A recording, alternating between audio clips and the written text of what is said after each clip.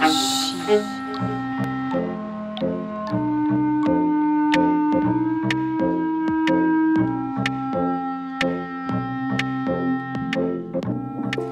Bonjour et bienvenue dans Archi Urbain, l'émission qui vous parle d'architecture et d'urbanisme. Au menu de cette émission, nous avons rendez-vous avec l'architecte Jérôme Vanez du bureau VHV Architecture. Il va vous présenter sa maison qu'il a construite à Eudeguien. On le retrouve tout de suite. Bonjour Jérôme. Bonjour Emma. Comment vas-tu? Je vais très bien et toi? Je vais fort bien. Tu m'accueilles ici dans un village qui s'appelle Eudeguien. Exact. Qui se trouve où? Écoute, on se trouve dans le parc naturel du Pays des Collines, donc sur la commune de Frasnes-lès-en-Vin. D'accord. Tout près de Hattes. Nous allons parler de ton bureau d'architecture qui s'appelle VHV Architecture. Alors tu t'appelles Jérôme Vanez, je suppose que un des V c'est pour Vanez, mais que veut dire l'autre H et l'autre V? Eh bien, c'est mon associé qui s'appelle Thomas Van Holm, et donc VHV Architecture. Que fait comme architecture VHV? Écoute, nous faisons essentiellement du logement, mais aussi parfois des bureaux, des bâtiments industriels. Je dirais que c'est assez diversifié comme projet. Ça fait combien de temps que le bureau existe? Ça fait 3 ans que le bureau existe. D'accord. Je me disais en venant ici en voiture qu'il y a beaucoup de villas 4 façades typiques de la région. Ceci est totalement différent. Est-ce que tu arrives quand même à trouver des clients dans la région pour faire de l'architecture contemporaine? Effectivement, il y a des gens qui sont intéressés par ce type d'architecture, heureusement. Alors, la maison qui est ici, quel est le programme de départ? La demande alors du client? Eh bien écoute, donc c'était notre habitation, oui. Et mon bureau d'architecture qui vient compléter le programme de la maison. Donc habitation et bureau. Exact. Voilà. Un terrain qui n'était pas tout à fait plat? Non, effectivement, on voit derrière qu'il y a un certain dénivelé. Donc en fait entre le fond du terrain et je dirais ici donc l'entrée dans l'angle du terrain près de la route, on a presque 2 mètres de dénivelé. Et c'est ça qui a guidé, donc, je dirais, la configuration de l'habitation.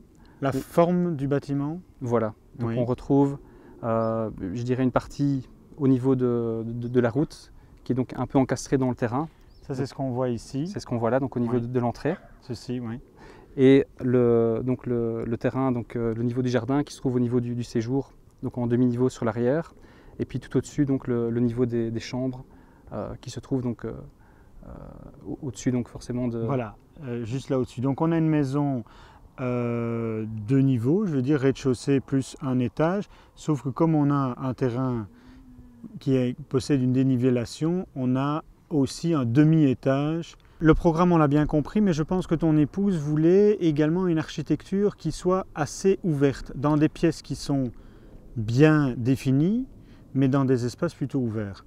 Tout à fait. Donc c'est un petit peu, je dirais, le concept du projet, tant intérieur qu'extérieur. Et on le retrouve tant à l'intérieur qu'à l'extérieur.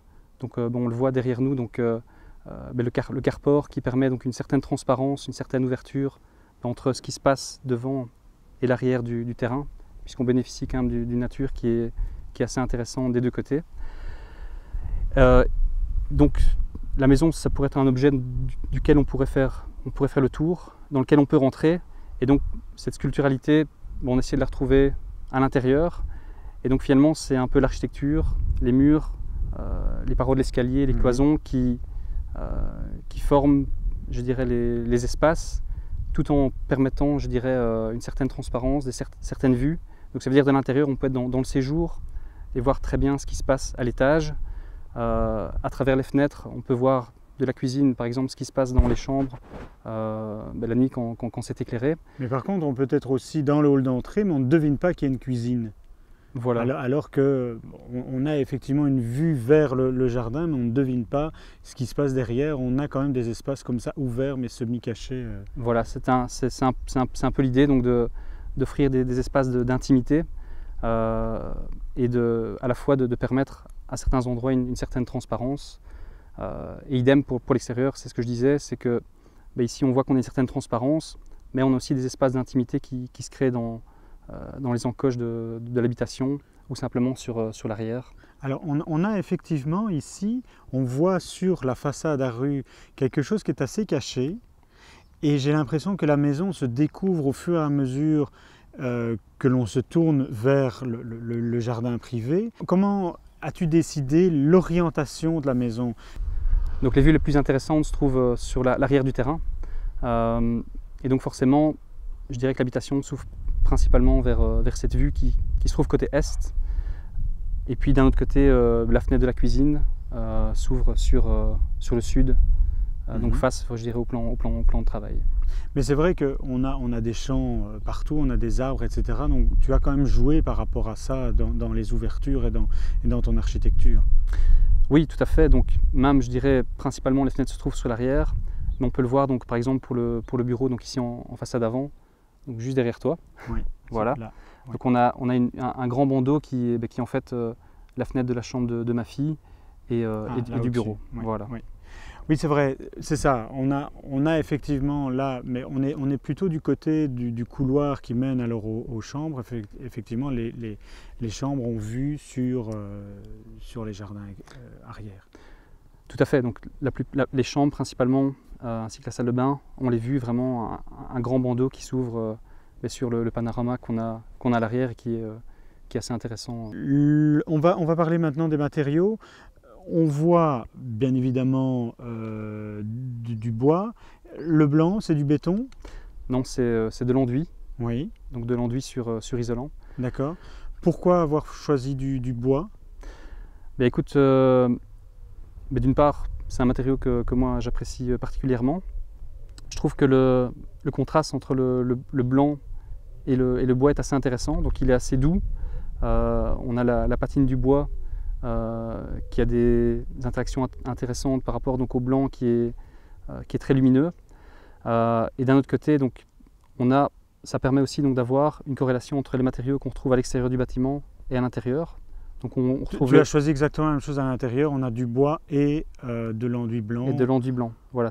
Et donc si je comprends bien, c'est plutôt les meubles, les objets, les plantes, les cadres qui vont donner de la couleur, ou c'est justement le choix des matériaux, le blanc et le bois, qui donne plus de présence à tout ce que je viens de citer? Bah écoute, je pense que tu as fait un bon résumé dans les deux sens. Les réelles couleurs, donc comme tu dis, donc la végétation, enfin, les plantes, ou des couleurs vives, des fleurs, des cadres, des livres, enfin tous ces objets peuvent apporter, je dirais, vraiment la véritable touche de couleur et être mis en valeur dans un sens, et d'un autre côté mettre en valeur par leur présence ponctuelle l'architecture et l'ambiance intérieure. Alors on va encore rester un peu à l'extérieur parce que j'ai un porte-à-faux ici. Et je voudrais savoir pourquoi il y a des colonnes. Le porte-à-faux ne pouvait pas tenir sans les colonnes? Non. Qu'est-ce qui s'est passé dans les calculs de l'ingénieur?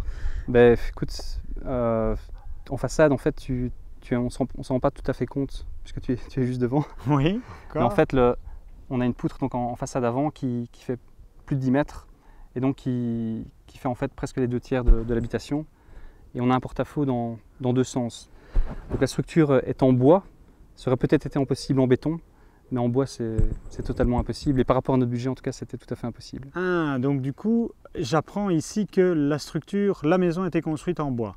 La maison a été faite en bois, oui. D'accord, donc il n'y a pas que du bois à l'extérieur, il y a du bois à l'intérieur, voilà. La colonne vertébrale est faite en bois. On a une maison presque passive, ça veut dire que tu l'as surisolée à l'intérieur ou à l'extérieur?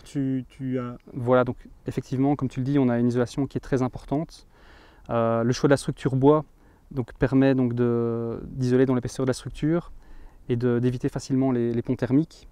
Donc c'est ça qui a guidé donc, le choix d'avoir une structure en bois plutôt qu'une structure minérale. Ça veut dire qu'à l'intérieur, il n'y a pas de chauffage? En fait, on a un petit chauffage, un petit poêle à pelet d'appoint, donc qui est très faible, qui est étudié donc pour les maisons très basse énergie ou passive, et qui permet d'apporter le petit appoint de chauffage pour l'ensemble de la maison. Elle n'est pas tout à fait passive parce que pas assez compacte? Voilà, donc pour être passive, on aurait dû changer l'architecture de la maison, puisque le porte-à-faux, donc cette architecture qui est quelque part un petit peu étendue, ne favorise pas donc, la possibilité d'arriver à une architecture qui est réellement passive. Donc on est juste au-dessus. Alors maintenant que tu as expliqué un peu tous les éléments de ta maison, tu as un peu fait ce que tu voulais, moi j'aimerais savoir si dans VHV, tu fais aussi ce que tu veux.